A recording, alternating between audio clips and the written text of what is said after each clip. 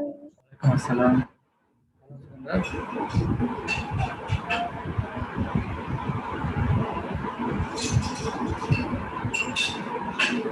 আজকে এই দ্রাব্যটার অংশটা শেষ করে দেব। এখানে একটা অঙ্ক দেখবো আমরা, যে অঙ্কটা নর্মালি আসে না, তারপরেও এই টাইপের ম্যাথগুলো আমাদের জানা উচিত কিভাবে করা যায়। হ্যাঁ, তো এখানে প্রশ্নটা দেখো, ভালো করে খেয়াল করো। এখানে প্রশ্নটা বলছে যে 25°C তাপমাত্রায় ক্যালসিয়াম হাইড্রোক্সাইডের দ্রাব্যতা গুণফল 4.42 × 10⁵। তার মানে ক্যালসিয়াম হাইড্রোক্সাইডের কেএসপির মান দেওয়া আছে। আচ্ছা, তারপর বলছে ক্যালসিয়াম হাইড্রোক্সাইডের 500 ml সম্পৃক্ত দ্রবণের সাথে সম আয়তন 0.4 মোলার সোডিয়াম হাইড্রোক্সাইড দ্রবণ মিশ্রিত করা হলো। আচ্ছা, তাহলে এখানে আমরা 500 ml ক্যালসিয়াম হাইড্রোক্সাইডের সম্পৃক্ত দ্রবণের সাথে কতটুকু সোডিয়াম হাইড্রোক্সাইড যোগ করতেছি, এই মানটা কি দেওয়া আছে প্রশ্নে? জি স্যার, 0.4 কত ml যোগ করতেছি sodium hydroxide? 500 ml। Right, 500 ml।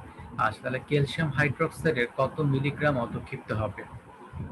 তাহলে কতটুকু অধক্ষেপ হবে সেটা হিসাব করতে হবে। এখন আর হিসাব ওইটা না যে অধক্ষেপ পড়বে কি পড়বে না, এখন কথা হচ্ছে অধক্ষেপ পড়বে, তবে কতটুকু পড়বে সেটা নির্ণয় করতে হবে। আচ্ছা, এই অঙ্কটা আমরা কিভাবে করব? প্রথমে এখানে দ্রাব্যতা গুণফলের মান দেওয়া আছে, আমরা দ্রাব্যতাটা বের করে নিব। ঠিক আছে, দ্রাব্যতা বের করে নিয়ে 500 ml দ্রবণে, সম্পৃক্ত দ্রবণে কতটুকু ক্যালসিয়াম হাইড্রোক্সাইড আছে সেটার পরিমাণটা বের করে নিব। যদি আমরা দ্রাব্যতা বের করতে পারি, তাহলে 500 ml সম্পৃক্ত দ্রবণে কতটুকু ক্যালসিয়াম আয়ন বা ক্যালসিয়াম হাইড্রোক্সাইড আছে সেটা কি বের করা সম্ভব? কারণ সম্পৃক্ত দ্রবণ বলতেই দ্রাব্যতা গুণফল বলতেই কিন্তু বোঝায় সম্পৃক্ত দ্রবণের ক্ষেত্রে, বা দ্রাব্যতা বলতেই বোঝায় সম্পৃক্ত দ্রবণ, তাই না? তাহলে 500 ml যে সম্পৃক্ত দ্রবণ আছে সেই আয়তনকে কিন্তু ঘনমাত্রা দিয়ে গুণ করলেই তোমার ক্যালসিয়াম আয়নের পরিমাণটা বা ক্যালসিয়াম হাইড্রোক্সাইডের পরিমাণটা পাওয়া যাবে। আমরা প্রথমে সেই কাজটাই করব। আচ্ছা, তাহলে আমরা মনে করি ক্যালসিয়াম হাইড্রোক্সাইডের দ্রাব্যতা হচ্ছে S মোল পার লিটার। আমরা মোল পার লিটার একক হিসাব করতেছি, মানে ঘনমাত্রা একক হিসাব করতেছি এখানে দ্রাব্যতাটাকে। আচ্ছা, তো এখানে ক্যালসিয়াম হাইড্রোক্সাইডের যদি আমরা বিয়োজন বিক্রিয়াটা দেখি, সেখান থেকে ক্যালসিয়াম 2+ আয়ন এবং 2 মোল হাইড্রোক্সাইড আয়ন উৎপন্ন হয়। তো যেহেতু এটা দ্রাব্যতা আমরা S ধরে নিয়েছিলাম, তাহলে S মোল পার লিটার বিয়োজিত হয়ে S মোল পার লিটার ক্যালসিয়াম আয়ন এবং 2S মোল পার লিটার হাইড্রোক্সাইড আয়ন উৎপন্ন হয়। এখন এখানে একটু খেয়াল করে দেখো তো, আমি যদি বের করতে পারি যে ক্যালসিয়াম আয়নের ঘনমাত্রা কত এখানে, বা ক্যালসিয়াম আয়নের পরিমাণ কত, তাহলে কি ক্যালসিয়াম হাইড্রোক্সাইডের পরিমাণটা বের করা যাবে এই অঙ্ক থেকে? কারণ এখানে 1 মোল ক্যালসিয়াম হাইড্রোক্সাইড থেকে 1 মোল ক্যালসিয়াম আয়ন উৎপন্ন হয়। তাহলে আমি যদি ক্যালসিয়াম আয়নের পরিমাণটা বের করতে পারি, তাহলে আমরা বলতে পারবো এটাই হচ্ছে ক্যালসিয়াম হাইড্রোক্সাইডের পরিমাণ, তাই না? কারণ এটা 1:1, 1 মোল থেকে 1 মোল ক্যালসিয়াম আয়ন উৎপন্ন হয়। কিন্তু হাইড্রোক্সাইডের বেলায় কিন্তু 2 মোল উৎপন্ন হয়। তাহলে আমরা যদি হাইড্রোক্সাইডের হিসাবটা করতে চাই, তাহলে সেটাকে আবার অর্ধেক করতে হবে ক্যালসিয়াম হাইড্রোক্সাইডের পরিমাণটা বের করতে গেলে। ঠিক আছে, তাহলে আমরা ক্যালসিয়াম আয়নের পরিমাণটা বের করব, সেখান থেকে আমরা ক্যালসিয়াম হাইড্রোক্সাইডের পরিমাণটাও বের করে নেব। আচ্ছা, তাহলে এখানে ক্যালসিয়াম হাইড্রোক্সাইডের কেএসপি সমীকরণটা কি? কেএসপি সমীকরণটা হচ্ছে ক্যালসিয়াম আয়নের ঘনমাত্রা ইনটু হাইড্রোক্সাইডের ঘনমাত্রা স্কয়ার। মানগুলো যদি আমরা বসাই দেই, তাহলে এটা হবে S × 2S স্কয়ার, এটা হবে 4S কিউব।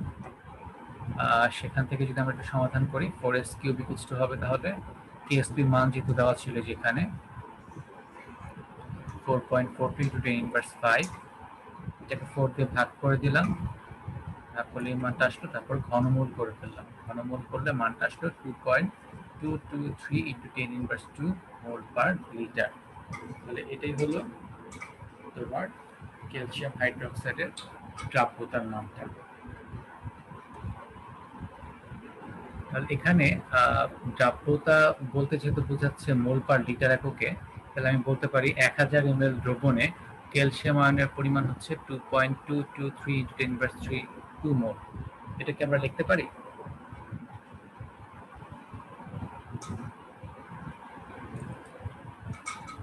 বিনতা টানটা তোমরা শুনতে পাচ্ছ? এটাকে আমরা লিখতে পারি, কারণ দ্রাব্যতা আমরা বের করছিলাম 2.223 × 10⁻² মোল পার লিটার।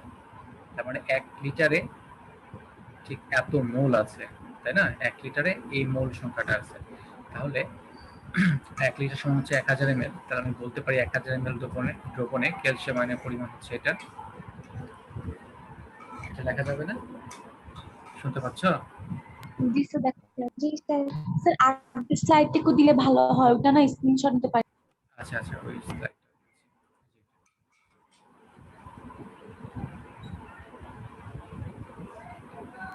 জি স্যার, নিয়েছি, থ্যাংক ইউ। এটা আমরা লিখতে পারি। এখন আমাকে যে সম্পৃক্ত দ্রবণটা দেওয়া হয়েছিল সেটা কিন্তু 500 ml এর সম্পৃক্ত দ্রবণ ছিল, ঠিক আছে? তাহলে 500 ml দ্রবণে তোমার ক্যালসিয়াম আয়নের পরিমাণটা হবে 2.223 × 10⁻² × 500 ডিভাইড বাই 1000। আমরা সমাধান করলে মানটা চলে আসবে 0.01115 মোল। তার মানে 500 ml দ্রবণে ক্যালসিয়াম আয়নের পরিমাণটা কত সেটা আমরা বের করে নিয়েছি। ঠিক এতটুকু ক্যালসিয়াম আয়ন আছে। এরপর আমরা যেটা করব, আমরা যখন তোমার সোডিয়াম হাইড্রোক্সাইড এখানে যোগ করব তখন একটা সময়ায়ন প্রভাব চলে আসবে না? ক্যালসিয়াম হাইড্রোক্সাইড থেকে হাইড্রোক্সাইড আসতেছে, সোডিয়াম হাইড্রোক্সাইড থেকেও হাইড্রোক্সাইড আসতেছে, তাহলে সেই জায়গায় সময়ায়ন প্রভাব চলে আসবে। আর সময়ায়ন প্রভাবের কারণে দ্রাব্যতা হ্রাস পায়, ফলে অতিরিক্ত কিছু পরিমাণ পদার্থ অধক্ষিপ্ত হয়ে যায়। তাহলে সেই ক্ষেত্রে দ্রাব্যতাটা কি হয়? কমে যায়। এই ধরনের অঙ্ক কিন্তু আমরা এর আগে লাস্ট রবিবার যখন করেছিলাম তখন মনে হয় এই ধরনের অঙ্ক দেখছিলাম যে সময়ায়ন প্রভাবের কারণে দ্রাব্যতা হ্রাস পায়। রাইট। তাহলে আমরা যেটা করব যে হ্রাসপ্রাপ্ত দ্রাব্যতাটা নির্ণয় করব এবং সেখান থেকে কতটুকু ক্যালসিয়াম আয়ন আছে তার পরিমাণ বের করব, এবং এই দুটার পার্থক্য থেকে কিন্তু আমরা পেয়ে যাব কতটুকু ক্যালসিয়াম আয়ন অধক্ষিপ্ত হবে বা কতটুকু ক্যালসিয়াম হাইড্রোক্সাইড অধক্ষিপ্ত হবে, ঠিক আছে? তাহলে প্রাথমিক অবস্থায় এতটুকু ক্যালসিয়াম আয়ন আছে, বা বলতে পারো এতটুকু ক্যালসিয়াম হাইড্রোক্সাইড আছে। আচ্ছা, এখন আমি যদি যখন এই 500 ml ক্যালসিয়াম হাইড্রোক্সাইডের সাথে সম আয়তন মানে আরো 500 ml 0.4 মোলার সোডিয়াম হাইড্রোক্সাইড দ্রবণ মিশ্রিত করব, তখন মোট আয়তন কি হয়ে যাবে? দ্বিগুণ হয়ে যাবে, মানে 1 লিটার হয়ে যাবে বা 1000 ml হয়ে যাবে। তখন সোডিয়াম হাইড্রোক্সাইডের হতে প্রাপ্ত তোমার যে হাইড্রোক্সাইডের ঘনমাত্রা সেটা কিন্তু 0.2 হয়ে যাবে, কারণ আয়তন যখন দ্বিগুণ হয় ঘনমাত্রা তখন কি হবে? অর্ধেক হবে না? অর্ধেক হয়ে যাবে আর কি। আয়তন দ্বিগুণ হলে ঘনমাত্রা অর্ধেক হয়ে যায়। তাহলে আগে যেহেতু ঘনমাত্রা ছিল 0.4 মোলার, এখন অর্ধেক হয়ে সেটা হয়ে যাবে 0.2 মোলার। কারণ আমরা এই সূত্রটা হয়তো মনে আছে আমাদের, S2 ইকুয়ালস টু হচ্ছে S1 V1 divide by V2। এখন V1 এর মান যদি 1 হয় আর V2 এর মান যদি দ্বিগুণ হয়ে 2 হয়ে যায়, তাহলে কিন্তু তোমার S2 এর মানটা কি হয়ে যাবে? অর্ধেক হয়ে যাবে, S1 এর মানের অর্ধেক হয়ে যাবে। আচ্ছা, তো সোডিয়াম হাইড্রোক্সাইড যখন বিয়োজিত হচ্ছে সেখান থেকে সোডিয়াম আয়ন এবং হাইড্রোক্সাইড আয়ন উৎপন্ন হচ্ছে, এবং এখান থেকে আমাদের প্রাপ্ত হাইড্রোক্সাইডের ঘনমাত্রা দাঁড়াচ্ছে 2s প্রাইম প্লাস হচ্ছে 0.2। এই জিনিসটা বুঝায় বলতেছি, আমরা এর আগে যখন অঙ্ক করছিলাম তখন বলছিলাম যে সময়ায়ন প্রভাবের কারণে দ্রাব্যতা হ্রাস পায়। তো এখানে ক্যালসিয়াম হাইড্রোক্সাইড হচ্ছে মৃদু তড়িৎ বিশ্লেষ্য পদার্থ, এটা দ্রাব্যতা হ্রাস পাবে। তো এখন ক্যালসিয়াম হাইড্রোক্সাইডের নতুন দ্রাব্যতা আমি ধরে নিলাম S প্রাইম। ক্যালসিয়াম হাইড্রোক্সাইডের নতুন দ্রাব্যতা হচ্ছে S প্রাইম।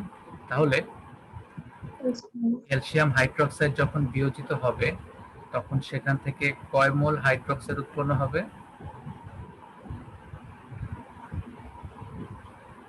ক্যালসিয়াম হাইড্রোক্সাইড যখন বিয়োজিত হবে সেখান থেকে 1 মোল ক্যালসিয়াম আয়ন এবং 2 মোল আর হচ্ছে 2 মোল হাইড্রোক্সাইড আয়ন উৎপন্ন হবে। তাহলে এটা দ্রাব্যতা যদি এখন হয় S প্রাইম, তাহলে এখান থেকে ক্যালসিয়াম আয়ন পাবো আমরা S প্রাইম পরিমাণ আর হাইড্রোক্সাইড পাবো 2s প্রাইম পরিমাণ, তাই না? ক্যালসিয়াম হাইড্রোক্সাইড থেকে। তাহলে তুমি ক্যালসিয়াম হাইড্রোক্সাইড থেকে পাচ্ছ হাইড্রোক্সাইড 2s প্রাইম, আর সোডিয়াম হাইড্রোক্সাইড থেকে হাইড্রোক্সাইড পাচ্ছ 0.2 মোলার। তাহলে হাইড্রোক্সাইডের ওভারঅল ঘনমাত্রা কত হবে? 2s প্রাইম প্লাস 0.2, তাই না? এই নিয়মটাও কিন্তু আমরা এর আগে ক্লাসে দেখছিলাম সমান প্রভাবের অঙ্ক করার সময়। জি স্যার। আচ্ছা, তাহলে আমরা যদি এখানে কেএসপি সমীকরণটা বসাই, আমরা জানি এখন কেএসপি মানে কোনো পরিবর্তন হবে না, কারণ সমান প্রভাবের কারণে দ্রাব্যতা হ্রাস পায়, দ্রাব্যতা গুণফল কিন্তু হ্রাস পায় না। দ্রাব্যতা গুণফলের মানটা নির্ভর করে হচ্ছে তাপমাত্রার উপরে। আচ্ছা, তাহলে কেএসপি ইকুয়ালস টু হবে ক্যালসিয়াম আয়নের ঘনমাত্রা ইনটু হাইড্রোক্সাইডের ঘনমাত্রা স্কয়ার। ক্যালসিয়াম আয়নের ঘনমাত্রা হচ্ছে এস প্রাইম, আর হাইড্রোক্সাইডের ঘনমাত্রা হচ্ছে 2s প্রাইম প্লাস 0.2 স্কয়ার। এখন যদি আমরা এই সমীকরণটাকে সমাধান করি, এটা s প্রাইমই থাকলো, এটা হবে 2s prime square plus 0.8s prime plus হচ্ছে 0.04। এটা হচ্ছে a প্লাস b হোল স্কয়ারের সূত্র ফেলছে। জি স্যার, বুঝতে পেরেছি। জি এখন যদি আমরা এটাকে গুণ করে দেই, মানটা আসবে হচ্ছে 4s prime cube plus 0.8x square plus 0.04। এই মানটা আসবে, ঠিক আছে? আচ্ছা, এখন তাহলে এস আর এখানে আমরা কি করব? উচ্চতর ঘাতগুলোকে বাদ দিয়ে দিব, তাই না? আমরা আগের অঙ্কগুলো তাই করছিলাম, উচ্চতর ঘাতগুলোকে বাদ দিয়ে দিলে মানটা আসবে কেএসপি ইকুয়ালস টু আসবে 0.04 এস প্রাইম। তাহলে এস প্রাইমটা ইকুয়ালস টু কি হবে? কেএসপি ডিভাইড বাই 0.04, এটা আসবে। এবং এখানে কেএসপি মানটা যদি আমরা বসাই দিই 4.42 ইনটু 10 ইনভার্স 5 ডিভাইড বাই 0.04, তাহলে মানটা আসবে 0.001105 মোল পার লিটার। এটা আমরা বলতে পারি, ঠিক আছে? তাহলে এটি হচ্ছে তোমার ক্যালসিয়াম হাইড্রোক্সাইডের নতুন দ্রাব্যতা, বা বলতে পারি এটাই হলো ক্যালসিয়াম আয়নের নতুন ঘনমাত্রা, কারণ এস প্রাইমটাই হচ্ছে ক্যালসিয়াম আয়নের ঘনমাত্রা, ঠিক আছে? আচ্ছা, তাহলে মিশ্রণের পর ক্যালসিয়াম হাইড্রোক্সাইডের মোল সংখ্যা দাঁড়াবে এটা, কারণ এখন মিশ্রণের আয়তন কত মনে আছে? এখন কিন্তু মিশ্রণের আয়তন হয়ে গেছে 1 লিটার। এখন মিশ্রণের আয়তন কত? 1 লিটার। হ্যাঁ, দ্বিগুণ হয়ে গেছে, মানে 1 লিটার হয়ে গেছে। তো মিশ্রণের আয়তন যেটা 1 লিটার, আমাদের কিন্তু আর এইভাবে হিসাব করা দরকার নাই। এই যে উপরে যে হিসাব করছিলাম যে 1000 ml দ্রবণে ক্যালসিয়ামের পরিমাণ 500 ml হবে, এটা হিসাব করার দরকার নেই, কারণ দ্রবণের আয়তনই হয়ে গেছে এখন 1 লিটার বা 1000 ml। তাহলে আমি বলতে পারি এখন ক্যালসিয়াম আয়নের বা ক্যালসিয়াম হাইড্রোক্সাইডের নতুন মোল সংখ্যা হচ্ছে এটা 0.001105 মোল। আচ্ছা, তাহলে অদক্ষিপ্ত ক্যালসিয়াম হাইড্রোক্সাইডের মোল সংখ্যা কত হবে? প্রাথমিক অবস্থায় মোল সংখ্যা ছিল কত? 0.01115। এটা হচ্ছে সোডিয়াম হাইড্রোক্সাইড যোগ করার পূর্বে, আর সোডিয়াম হাইড্রোক্সাইড যোগ করার পর দ্রাব্যতা কত হয়ে গেল? 0.001105। তাহলে এই দুইটা পার্থক্য থেকে কিন্তু আমরা পেয়ে যাব কতটুকু অদক্ষিপ্ত হবে। তাহলে বিয়োগ করলে মানটা আসবে 0.010045 মোল। তাহলে এত মোল অদক্ষিপ্ত হবে। আচ্ছা, এখন এই মোল সংখ্যাকে যদি আমি মিলিগ্রামে প্রকাশ করতে চাই বা গ্রামে প্রকাশ করতে চাই, তাহলে কি করতে হবে? মোলকে গ্রামে প্রকাশ করতে গেলে কি করতে হয়? আমরা জানি মোল সংখ্যা ইকুয়ালস টু হচ্ছে n, n ইকুয়ালস টু হচ্ছে w বাই m। এটা আমরা জানি, তাই না? w by m। জি স্যার। m, এই mটা হচ্ছে আণবিক ভর। তাহলে আমরা যদি w এর মানটা বের করতে চাই, তাহলে সেটা হবে n ইনটু m, মানে হচ্ছে n ইনটু m, মানে মোল সংখ্যা ইনটু আণবিক ভর। তাহলে এখানে এই যে মোল সংখ্যা তুমি পাইলা যে কতটুকু অদক্ষিপ্ত হবে, সেই মোল সংখ্যাটাকে তুমি ওই ক্যালসিয়াম হাইড্রোক্সাইডের যে আণবিক ভর সেটা দিয়ে গুণ করতে হবে। ক্যালসিয়াম হাইড্রোক্সাইডের আণবিক ভর হচ্ছে 74, ক্যালসিয়ামের হচ্ছে 40, আর হাইড্রোক্সাইডের হচ্ছে 17। তাহলে দুইটা আছে, তো তাহলে 17 ইনটু 2 মানে 34 প্লাস 40 74। হ্যাঁ, আর প্রশ্নের মধ্যে বলা ছিল মিলিগ্রামে কত, হ্যাঁ, কত মিলিগ্রাম অদক্ষিপ্ত হবে। তাহলে গ্রামকে মিলিগ্রামে প্রকাশ করতে গেলে 1000 দিয়ে গুণ করতে হয়, এই জন্য একবারে 1000 দিয়ে গুণ করে দিচ্ছি। তাহলে মানটা আসছে 743.5 মিলিগ্রাম। তাহলে এতটুকু ক্যালসিয়াম হাইড্রোক্সাইড কি হবে, অবক্ষিপ্ত হবে। বুঝতে পারছো ব্যাপারটা? কোনো জায়গায় প্রশ্ন থাকলে এই ম্যাথের ক্ষেত্রে জিজ্ঞেস করতে পারো। স্যার বুঝতে পেরেছি স্যার। এই যে ক্যালসিয়াম হাইড্রোক্সাইডের যে গ্রামাণবিক ভর, এটা কি বের করে দিতে হবে, মানে লিখে দিতে হবে যে এভাবে ভাবে মানে 74 গ্রামটা যে বের হয়েছে সেটা? এটা লিখে দিলেও হবে, ওভাবে না লিখলেও চলবে, খালি বলে দিলে হবে ক্যালসিয়াম হাইড্রোক্সাইড আমিষ হচ্ছে 74। ওইভাবে আলাদা করে লিখে দিতে হবে জি না যে স্যার, জি 40 স্যার, প্লাস, ওইভাবে না লিখলেও চলবে। আর জি স্যার। টাইপের ম্যাথ কিন্তু নর্মালি আসে না, এখন পর্যন্ত আসে না, তবে সামনে আসতে পারে, কারণ এখন ম্যাক্সিমাম বইতে এই অঙ্কটা দেওয়া আছে। আগে এই অঙ্কটা কিন্তু ও জি খুব বেশি স্যার। একটা বইতে দেওয়া ছিল না, একটা কি দুইটা বইতে দেওয়া ছিল, এখন হাজার নাকি বইতে এই ম্যাথটা আপনি পাবেন। ঠিক আছে? তো যেহেতু এই জি স্যার। ম্যাথটা বেশিরভাগ বইতে দিচ্ছে, তাহলে ভবিষ্যতে যে এই ধরনের প্রশ্ন আসবে না তার নিশ্চয়তা নাকি আসতে পারে। আচ্ছা, এরপর আমরা এখানে একটা প্রশ্নে আসি। এখানে একটা উদ্দীপক দেওয়া আছে, খেয়াল করে দেখো। এখানে একটা পাত্র আছে, সেই পাত্রে 125 ml 1 × 10⁻⁴ মোলার DE3 এর একটা দ্রবণ দেওয়া আছে। এটা হচ্ছে যৌগটা DE3। আর উপরে দেখো এখানে 100 ml 1 × 10⁻³ মোলার XY2 এই পাত্রের মধ্যে যোগ করা হচ্ছে, তীর চিহ্ন দিয়ে দেওয়া আছে, তাই না? আচ্ছা, আর এখানে আরেকটা জিনিস দেওয়া আছে, সেটা হচ্ছে KSP XE2, এটা KSP দেওয়া আছে। এখন আমি যদি প্রশ্নটা বলি যে উদ্দীপকের পাত্রে XY2 মিশ্রণের ফলে কোনো অদক্ষেপ তৈরি হবে কিনা গাণিতিকভাবে বিশ্লেষণ করো। এই ম্যাথটার কথা যদি বলি, এই ম্যাথটাকে আমরা করতে পারবো?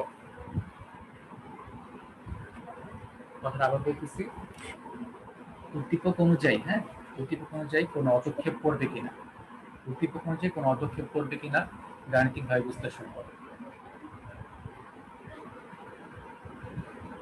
আর উদ্দীপকে দেখাই যাচ্ছে যে আমি একটা দ্রবণের মধ্যে আরেকটা দ্রবণ মিশ্রিত করতেছি, এবং XE2 এর দ্রাব্যতা গুণফলে মান দেওয়া আছে।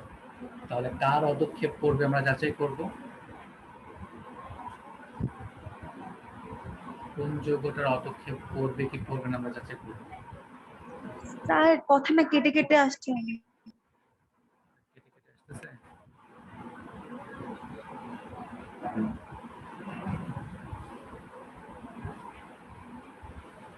আচ্ছা, আবার বলতেছি শোনো। এখানে প্রশ্ন হলো উদ্দীপক অনুযায়ী কোনো অদক্ষেপ পড়বে কিনা গাণিতিকভাবে বিশ্লেষণ করো।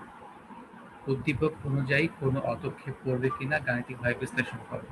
এখন এই ম্যাথটা যদি আমরা করতে চাই, তাহলে কোন পদার্থের অদক্ষেপ পড়বে কি পড়বে না সেটা আমরা যাচাই করব। কোন পদার্থের ক্ষেত্রে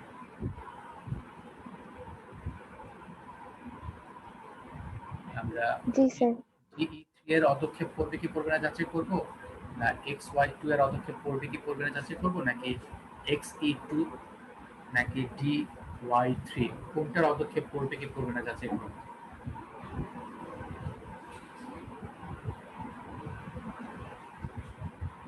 প্রশ্ন দেখে কি বলা যাচ্ছে যে কোনটার কেআইপি হ্যাঁ আমরা স্যার। বের করব? আমরা যেহেতু XE2 এর কেএসপি এর মান দেওয়া আছে, তার মানে হচ্ছে আমরা XE2 এরই কেআইপি এর মান বের করব এবং যাচাই করব যে কোনো অদক্ষেপ পড়বে কি পড়বে না। কারণ বাকিগুলোর তো কেএসপি এর মান দেওয়া নাই, তাহলে সেটার ক্ষেত্রে জি তার স্যার। যাচাই করার কোনো অবকাশ নাই, তাই না? জি স্যার। এই অঙ্কটি আমরা একটু দেখি। এই অঙ্কটা করার ক্ষেত্রে প্রথম কাজ হচ্ছে পুরো বিক্রিয়াটা লিখতে হবে। একটা যৌগ হচ্ছে XY2, আর একটা যৌগ হচ্ছে DE3। বিক্রিয়া করে কি উৎপন্ন করবে? বিক্রিয়া করে XE2 উৎপন্ন করবে, আর এখানে DY3 উৎপন্ন করবে। ঠিক আছে, আর এটা সমতা বিধান করার জন্য এখানে 3 আর এখানে 2 দিয়ে দিতে হবে। সমতা বিধান না করলেও চলবে, তবে সমতা বিধান করতে চাইলে এটা দিলেই হয়ে যাবে। এই যে সংখ্যাগুলো লিখলাম সেই সংখ্যাগুলো না লিখলেও চলবে। এখন এই বিক্রিয়াটা আমি কিভাবে লিখলাম সেটাই বলে দিচ্ছি। এখানে ডি এর সাথে ই কয়টা যুক্ত হচ্ছে? 3টা। তো ই হচ্ছে এখানে নেগেটিভ আধান বিশিষ্ট, কারণ আমরা জানি যখন একটা সংকেত যখন আমরা লিখি তখন প্রথমে থাকে হচ্ছে ক্যাটায়ন, তারপরে থাকে অ্যানায়ন। তাহলে এটা হচ্ছে এখানে অ্যানায়ন। আর ই এর চার্জ সংখ্যা হচ্ছে -1 যদি আমরা ধরি, তাহলে ডি এর চার্জ সংখ্যা হবে +3, কারণ একটা ডি এর সাথে 3টা ই মাইনাস যুক্ত হচ্ছে। আবার এখানে একটা এক্স এর সাথে 2টা ওয়াই যুক্ত হচ্ছে। ওয়াই এর চার্জ সংখ্যা যদি -1 করে ধরি, তাহলে এক্স এরটা হবে 2 প্লাস করে। এটাকে বুঝতে পারছো?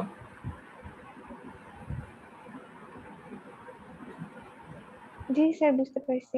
জি এটা স্যার, বুঝতে এটা পারছি। তাহলে এটা হচ্ছে ওভারঅল বিক্রিয়া। প্রথম আমাদেরকে এই বিক্রিয়াটা লিখতে হবে না।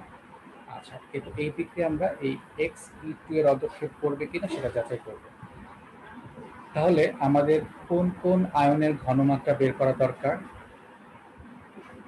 একটা হচ্ছে ই মাইনাস আয়নের ঘনমাত্রা বের করা দরকার, আর হচ্ছে এক্স টু প্লাস এর ঘনমাত্রা বের করা দরকার, তাই না? জি তাহলে স্যার। আমরা কেআইপির মানটা জি বের করতে পারবো।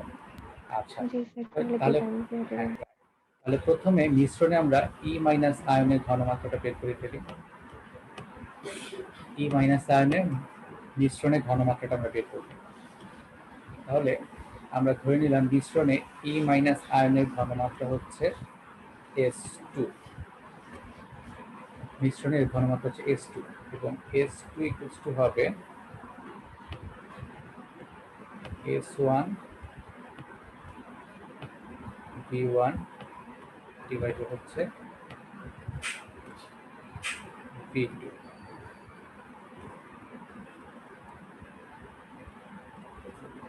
আচ্ছা, তাহলে এখানে S1 এর মানটা কত? প্রশ্ন কি দেওয়া আছে? S1টা হচ্ছে আদি ঘনমাত্রা, এটা হচ্ছে ডিই এর আদি ঘনমাত্রা, সেটা আমাকে বের করে নিতে হবে।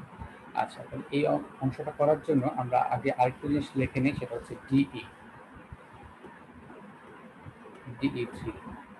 আচ্ছা, এটা যখন বিয়োজিত হবে তখন কি কি আয়ন উৎপন্ন করবে একটু বলো দেখি।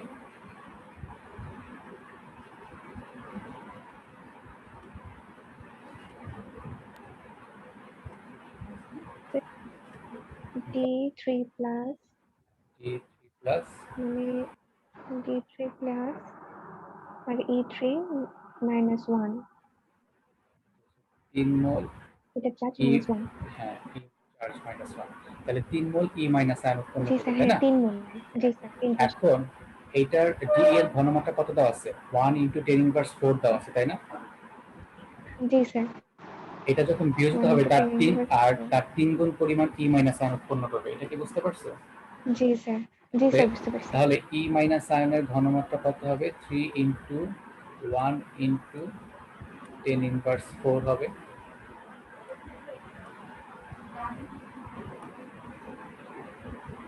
ই মাইনাস আয়ন আদি ঘনমাত্রা এটা হবে না? জি স্যার। তাহলে S1 এর মানটা আমরা বসাবো 3 × 1 × 10⁻⁴। এটা যদি গুণ করি তাহলে আমাদের মনে হয় মানটা আসবে 3 × 10⁻⁴। জি স্যার। এত মোলার, এটা হচ্ছে S1 এর মান। এবং V1 এর মানটা হচ্ছে এখানে 125 ml। আর V2 এর মানটা কত এখানে? V2টা হচ্ছে মিশ্রণের আয়তন। তো এখানে 125 ml এর সাথে 100 ml যোগ করা হচ্ছে, তাহলে মিশ্রণের আয়তন কত হয়ে যাবে? 225 ml হয়ে যাবে। এটা হচ্ছে V2 এর মান। তাহলে এখন যদি এই মানগুলো আমরা বসাই দেই, S1 এর মান হচ্ছে 3 × 10⁻⁴,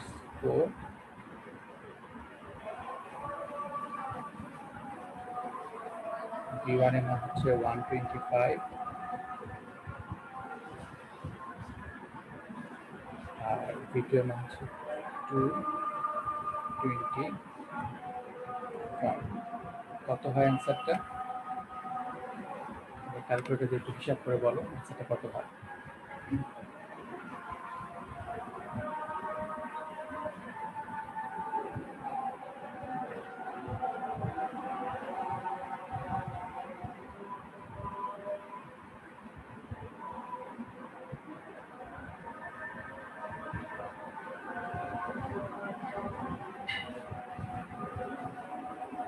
মানটা কত হচ্ছে? জি স্যার বলছি। ক্যালকুলেশন করে বলো মানটা কত হচ্ছে। জি স্যার।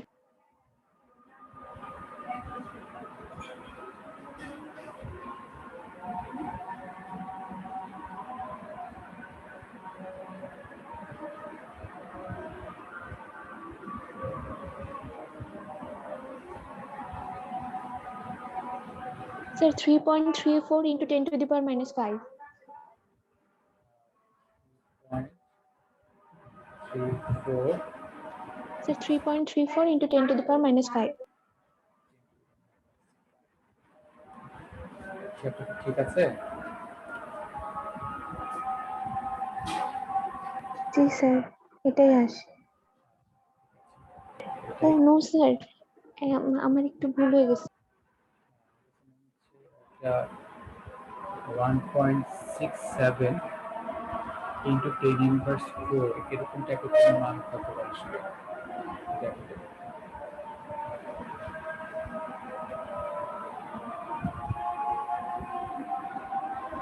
স্যার আমি ভুলে 25 দিয়ে করে ফেলছি, এর জন্য আমার মান এলোমেলো আসছে।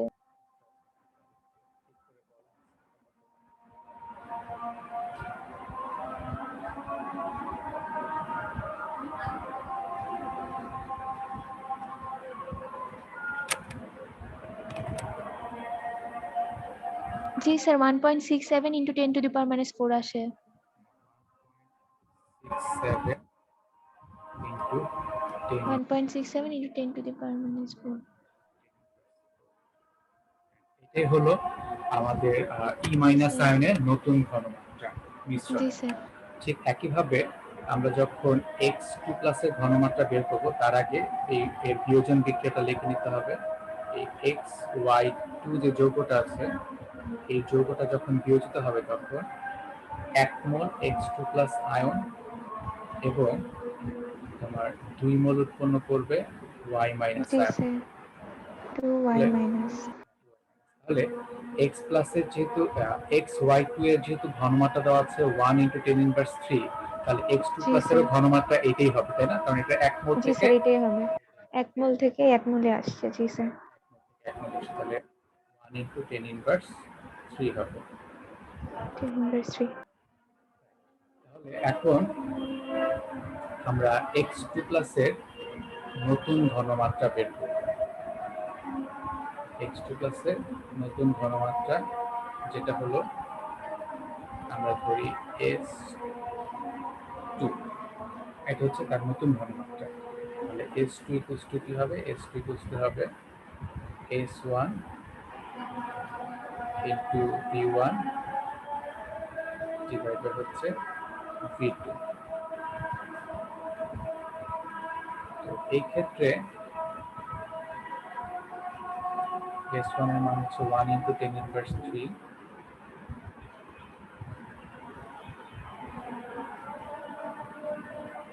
মোলার। v1 টা হচ্ছে 100, কারণ xy2 এটাকে 100 ml নেওয়া হয়েছিল, আর v2 হচ্ছে 225।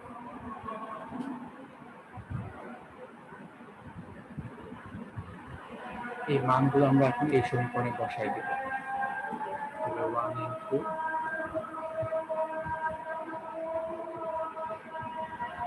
10 ইনভার্স 3 ইনটু হচ্ছে 100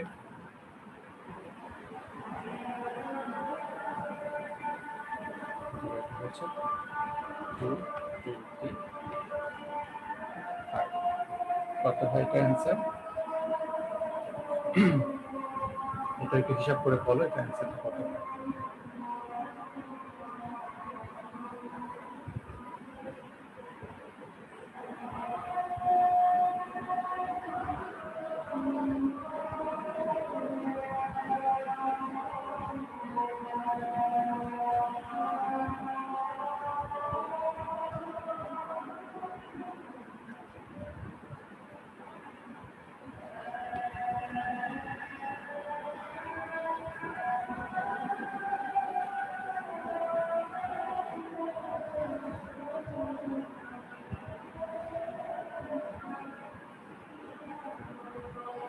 এটাই কি আসে 4.4 ইন্টু 10 ইনভার্স 4।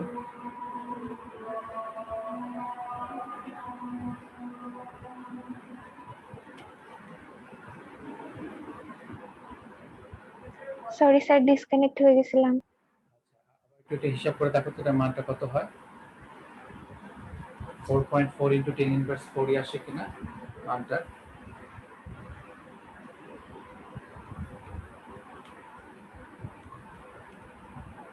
জি স্যার। এটাই মানটা আসে, তাহলে আমরা x2 প্লাসেরও নতুন ঘনমাত্রা পেয়ে গেলাম। জি স্যার, এটাই আসে। তাহলে এই xy2 যে যৌগটা আছে এটারই আমাদের KIP এর মান বের করতে হবে। তাহলে xe2, হ্যাঁ, xe2 এই যৌগটার আমাদের KIP এর মানটা বের করতে হবে। xe2, এই xe2 যে যৌগটা আছে এটা যখন বিয়োজিত হয় তখন x2 প্লাস আয়ন উৎপন্ন করে এবং সাথে 2 মোল E মাইনাস আয়ন উৎপন্ন করে। আচ্ছা, এখন এটার কেআইপি সমীকরণটা তাহলে কি হবে? কেআইপি সমীকরণটা হবে x2 প্লাসের ঘনমাত্রা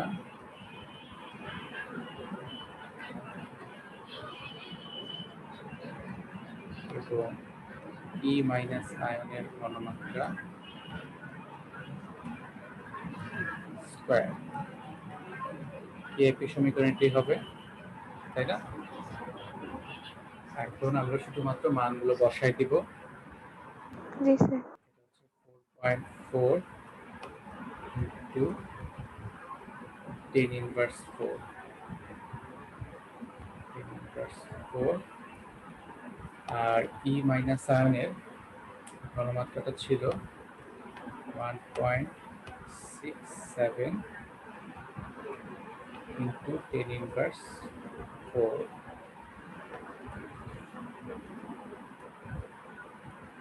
স্কয়ার। এখন তুমি হিসাব করে বলো এই মানটা কত হয়,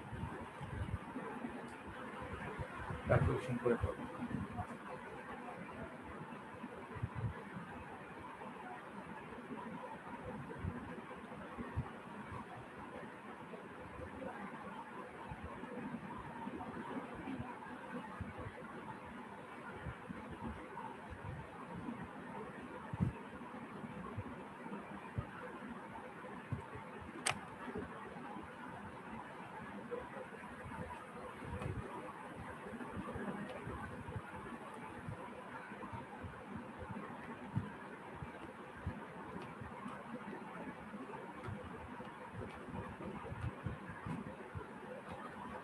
এটাই কি আসে দেখো তো আমাদের 1.23 into 10 inverse 11।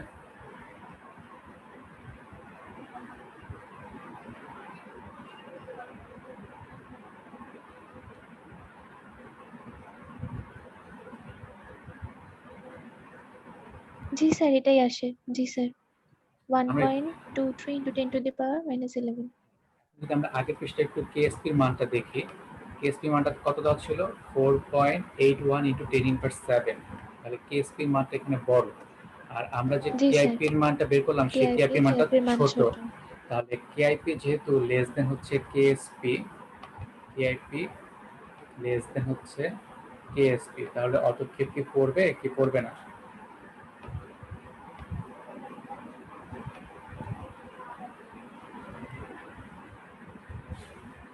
KIP less than KSP, তাহলে অতক্ষেপ পড়বে?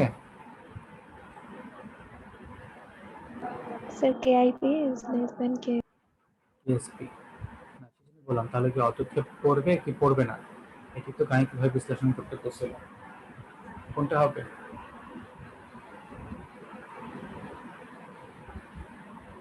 স্যার, পদক্ষেপ পড়বে না। পদক্ষেপ পড়বে না। তাহলে এইভাবে কিন্তু আমাদের অঙ্কগুলো করতে হবে। এর আগে যতগুলো অঙ্ক দেখানো হয়েছিল সেই জায়গায় আসলে মানে দেখা যাচ্ছিল যে তোমার যে আয়নের আমরা ঘনমাত্রা বের করতেছি, যৌগের ঘনমাত্রা আর আয়নের ঘনমাত্রা সেম। এখানে যে অঙ্কটা দিলাম জি স্যার। সেখানে ই মাইনাস আয়নের ঘনমাত্রা এখানে দেখা যাচ্ছে হয় যে না। 3 গুণ হয়ে যায়, তাই না? তাহলে এইভাবে জি কিন্তু স্যার। আমাদেরকে হিসাব করে অঙ্ক করতে হবে। এরকম ধরনের অঙ্ক কিন্তু থাকতে পারে। এগুলো আমাদের খেয়াল রাখতে হবে। ঠিক আছে? জি স্যার। তাহলে এই হচ্ছে দ্রাব্যতার অংশটুকু। তারপর তোমাদের কি বাকি অংশগুলো দরকার আছে? যেমন ধরো ক্যালাসন, পাতন, আংশিক পাতন। না স্যার, এই পরেরগুলোর দরকার স্যার নেই। কেলাসন পাতনের ক্লাসগুলো আপনি যখন করিয়েছিলেন ওগুলো করেছিলাম। আচ্ছা, তাহলে এরপর কি থার্ড চ্যাপ্টার প্রবলেম আছে? স্যার দ্রাবক নিষ্কাশন থেকে কি ম্যাথ আসবে? না না, ওগুলো থেকে ম্যাথ আসে না, এমসিকিউ আসতে পারে। ওই সূত্রের জি এমসিকিউ। স্যার, আমরা রিডিং করেছি তো। ওই সূত্রে এমসিকিউ ম্যাথ আসতে পারে। তারপর যদি সন্দেহ থাকে তাহলে নেক্সট ক্লাসে আমি একটা এমসিকিউ দেখাবো এটার উপরে। হ্যাঁ, এরপর কি থার্ড চ্যাপ্টার সমস্যা আছে না? কোন কোন টপিকস উপর সমস্যা আছে সেগুলো বলো, তাহলে নেক্সট ক্লাসে ওগুলো থেকেই পড়াবো থার্ড চ্যাপ্টারে।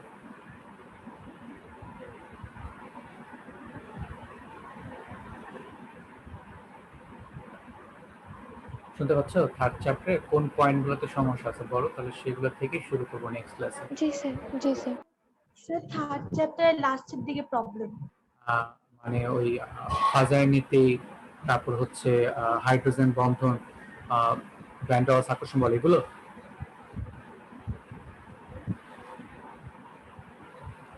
স্যার আমার না ওই যে থার্ড চ্যাপ্টার ওখানে হাইড্রোজেন বন্ধনের ওই যে ভ্যান ডার ওয়ালস ওখান দিয়ে একটু প্রবলেম ছিল, আর হ্যালো। সংকরণের ওই পার্টটুকু। আচ্ছা ঠিক আছে, সংকরণ, তাহলে সংকরণের পার্ট থেকে শুরু করবো নেক্সট দিন। জি স্যার। ঠিক আছে? জি আচ্ছা স্যার। ওকে, ঠিক আছে, তাহলে মঙ্গলবার দিন আমরা ওই পার্ট থেকে শুরু করবো। হ্যাঁ, আচ্ছা। জি স্যার। ওকে, ঠিক জি আছে। স্যার। Thank you sir. আসসালামু আলাইকুম স্যার। ওয়ালাইকুম আসসালাম।